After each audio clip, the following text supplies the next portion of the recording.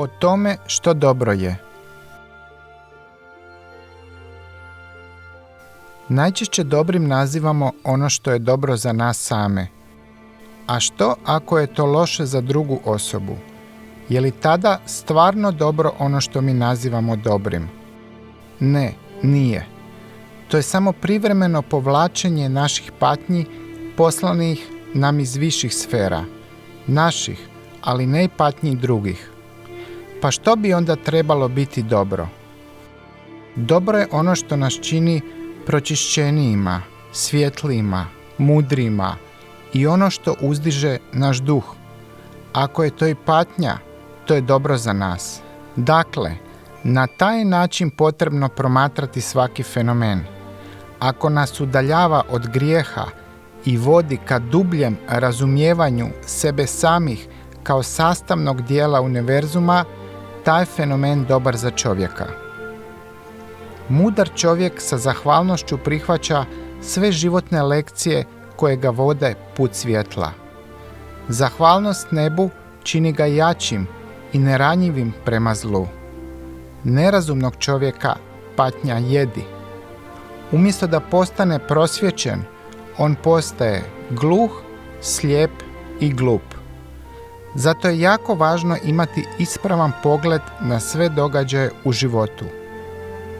Ono čemu nas okolnosti uče trebalo bi nas duhovno obogatiti. Ako se to dogodi, znači da imamo istinito razumijevanje dobrog. Ako mu jedino nanešena bol može osvijetliti dušu i voditi je do otkrivanja svjetla, tada je uzrokovanje boli čovjeku definitivno nešto dobro, jer živjeti slijepo, ne razumijevajući primat svjetla u svijetu, znači ne živjeti uopće. Za one koji žive slijepo, dobro je pokušati otvoriti im oči, no to je najčešće i jako bolno. Evo primjera. Nakon dobivenog nasljedstva, čovjek je počeo živjeti raskošno. Njegova arogancija naspram drugih rasla. Krive vrijednosti pomutile su mu Za njega dobro bi bilo da je izgubio svoje bogatstvo i dobio pomoć od onih koje je smatrao manje vrijednima. Zamijeniti bogatstvo vjerom u dobrotu znači ispuniti dušu svjetlom koje duša prije nije poznavala. Ali ako čovjek nije u stanju spoznati slom kao nešto dobro za svoju dušu, te postane ogorčen, čini se da on u svojoj unutrašnjosti ima previše tame. Propustio je prepoznati da je to što mu se događa u stvari nastojanje snaga svjetla da ga usmjere na pravi put. Ako čovjek u svom bijesu i očaju traži osvetu, to je odraz demona koji ga nije voljan osloboditi. U tom bi ga slučaju bilo dobro ostaviti samoga s tim demonom i ne odgovarati na njegove zlonamjerne napade. I kaznit će samoga sebe, jer će se zla energija zbog neuspjeha da dostigne svoj cilj okrenuti protiv njega i bolno ga raniti što je njezin izvor. Ako mu ni to ne pomogne da se okrene svjetlu, ta je osoba zarobljena u kući tame u kojoj su vrata zabarakadirana. Treba razumjeti nešto jako važno. Jedino smo mi sami sposobni promijeniti sebe. Nikakvi pokušaj izvana neće postići željeni cilj. Evo parabole za razmišljanje. Đavao je nagovorio čovjeka da pokrade drugoga. Čovjek je to učinio, ali je bio uhvaćen. Nisam ja to počinio krađu, rekao je. Đavao me zaveo, ne sjećam se ničega. Pokradeni mu je čovjek oprostio, no nakon kratkog vremena kradljivac je počinio drugo nedjelo. Ubio je čovjeka. Ponovo se pokušao opravdati. Nisam ga ja ubio, mislim da me đavao zaposjeo. Po drugi put nije bio kažnjen. Treći ga je put đavao potaknuo da ubije sam sebe. Skočio je kroz prozor, tijekom pada je pomislio. Prva 2 puta slušao sam đavla i nisam bio kažnjen. Što će se dogoditi treći put? Udario je tlo i njegova je duša došla pred Gospodina. Gospodine, đavao me nagovorio da skočim. Nemoj me strogo osuditi, rekla je njegova duša. Gospodin je odgovorio, cijeli si svoj život slušao đavla i sada stojiš predamnom. Što misliš? Hoće li nebesko vijeće biti popustljivo poput ljudskog vijeća? Mislim da mi nećeš oprostiti, uzdahnula je duša tužno. Dao si mi dijelit sebe, a ja sam ga stavio u službu đavla. Da sam ja ti, ne bih si oprostio. Tako ću i učiniti, složio se Gospodin. Pokušao sam te zaustaviti nakon prvog nedjela, no ljudi koji su ti sudili nisu mi dopustili da to učinim. Kada su te pustili, i sami su slijedili Sotonino vodstvo. Nekažnjavanje potiče novi kriminal. Đavao je do te mjere istančan u svojoj perfidnosti da se i nevoljkost za pravičnim postupkom smatra humanim. To je kobno pogrešno shvaćanje kojim se krše univerzalni zakoni skladne ravnoteže moći. Samo nemojte misliti da je dobro uvijek bolan koncept. Kad se naiđe na dobar stav i shvati da je to dar od Boga, čovjek doživljava iskrenu zahvalnost. Taj ga osjećaj čini osjetljivim prema tokovima ljubavi usmjerenim prema njemu, i zemaljskim i nebeskim, koji su čak i snažniji. Zahvalnost na dobroti prevazilazi tamu u vama, jer energetski zahvalnost se pojavljuje kao tok svjetla prema izvoru dobra. Ljudi koji mogu osjetiti pravu zahvalnost traže načine da čine dobro svojem dobročinitelju. To ne rade ni pod pritiskom, ni pod diktatom, da udovolje ikojim prihvaćenim običajima, već duboko iskreno, po mogućnosti i neprimjetno, potaknuto razumijevanjem da onaj koji im je učinio dobro također treba pomoć. Dobročinitelj ne traži pomoć, ali zahvalni čovjek prima signal snaga svjetla. Evo načina kako dobro vratiti dobrim. Jer ljudi, povezani uzajamnom ljubaznošću, zrače tokove svjetla i jedan prema drugome i prema van, i to ih čini jačima. Učinili ste dobro prosvjetljenoj osobi. Ona zahvaljuje vama, a kroz vas Gospodinu koji vam je pokazao put činjenja dobrog. Učinili ste dobro zlikovcu.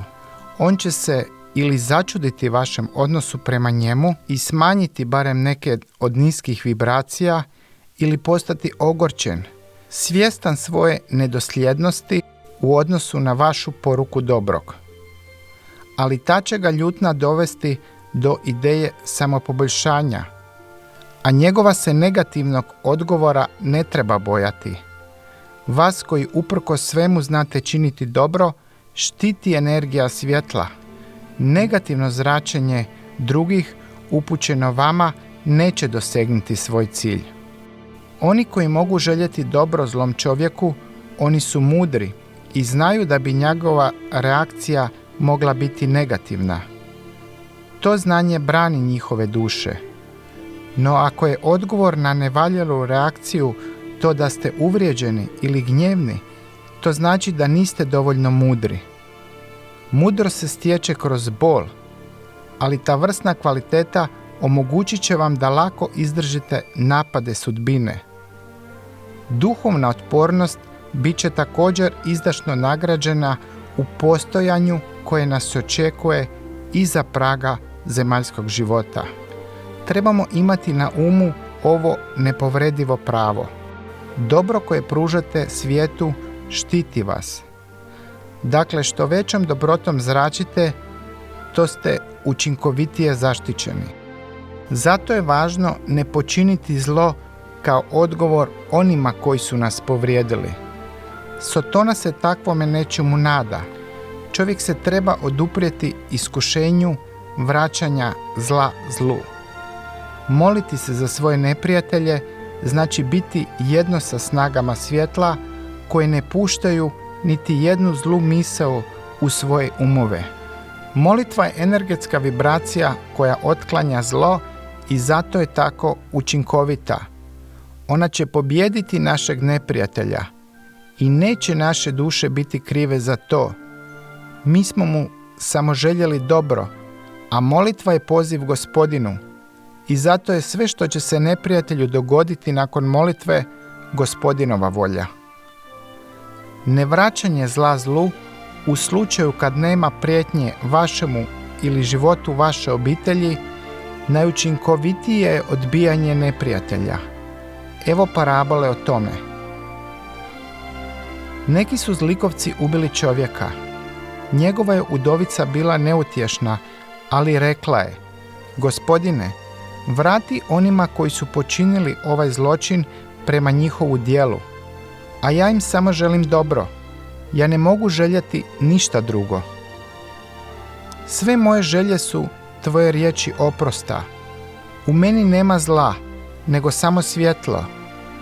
I zlikovci su bili tako poraženi od snaga svjetla da su se ljudi tresli. Nisu znali da dobra riječ može biti tako svemoćna. Najbolje što je u ljudskom srcu jest težnja za dobrim. S kakvom je jasnoćom i lakoćom duša ispunjena od ove težnje. Dobro je ono što približava čovjeka stvoritelju. Baš kao što je Gospodin, koji je stekao osobine moćnog stvoritelja, protjerao sve što je nisko i destruktivno. I mi se moramo stalno prilagođavati njemu, boreći se protiv svojih zlih misli i osjećaja. Samo su neki od nas sposobni za ovaj mukotrpan rad. Zato ih je samo vrlo malo uspjelo postati na sliku i priliku Gospodina. Ima ih jako malo, ali postoje. Nazivaju se svecima. Njihova nas lica gledaju s ikona, služeći kao dokaz da duhovno uzašašće, iako zahtjeva naporan trud od čovjeka, može dovesti do krajnjeg ishoda. Ovo herojsko djelo duše velikodušno će se vratiti u vječnom životu, a zemaljski će život biti ispunjen svjetlim mirom, jasnoćom i smislom kakve nikoja materijalna dobra i uživanje ne mogu pružiti. Bio je čovjek kojeg je neka snažna zagonetna sila vodila u tamu i nije se mogao oduprijeti tom iskušenju. Kada je umro i kad ga je Gospodin upitao zašto nije imao srca odbaciti zlo, odgovorio je: vjerovatno zato što sam najednom pomislio, ja nisam Bog i nemam toliku snagu. Gospodin je odgovorio toj griješnoj duši: naposljetku, ja sam manje od vas, vi imate i jedno i drugo, dobro i zlo, pa možete birati. Ja imam samo dobro i ne mogu birati. Vi imate više prilika, pa ipak, mislite li da je bolje ne imati pravo izbora? Želite li biti robovi, a ne gospodari svoje duše? Čovjek može iskusiti stalnu radost čega je Bog lišen, to jest može biti pobjednikom nad svojim duhom, koji je dvojne prirode. Međutim, čovjek je sam sebe lišio ove radosti i odbacio sposobnost da bude gospodar svog duha, smatrajući to neoprostivom pogreškom. Svijet je pun zla, ne zbog Sotone, nego zbog ljudi koji su mu dali mjesta u svojim dušama. Drugi pokušavaju učiniti svijet boljim, ali ne znaju gdje započeti. Odgovor je: učinite sebe savršenim. Ako svi to budu činili, svijet će postati dom svjetla. U međuvremenu, zatražite nebesa za pomoć, molite za duhovnu moć i postepeno ćete dobiti razumijevanje o tome koja će vam djela posebno pomoći da učinite svijet ljepšim i toplijim za svoju dušu. Evo parabole o tome. Zašto bih trebao živjeti, mislio je jedan čovjek. Nitko me ne voli, ni moja majka, ni moja žena, ni moj sin. To je razumljivo. Imam lošu narav i sve sam ih uvrijedio. Što bih trebao napraviti? A Gospodin je rekao čovjeku: teško ti je nositi se sa svojim karakterom jer si pustio zlo da uđe u tebe. Propustio si zamijetiti kako je ono ušlo u tebe i evo kako ti zlo zahvaljuje što si mu napravio mjesta. Sada si nevoljan. Jednu stvar ti mogu reći. Ako te dobri ljudi ne vole, tada je zlo unutar tebe. Promijeni svoj karakter, izbaci zlo i tako ćeš povratiti ljubav svojih voljenih, jer dobro privlači dobro.